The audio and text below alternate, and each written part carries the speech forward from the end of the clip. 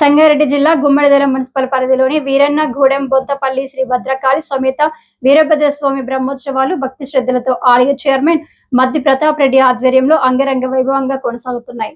బ్రహ్మోత్సవాల్లో భాగంగా ఆలయంలో విశేష పూజలను నిర్వహించి స్వామివారి ఉత్సవమూర్తులను ప్రత్యేకంగా అలంకరించి ప్రతిరోజు స్వామివారి సేవా కార్యక్రమాలను వైభవోపేతంగా నిర్వహిస్తున్న నామస్మరణతో ఆలయ పరిసరాలు మారుమోగాయి.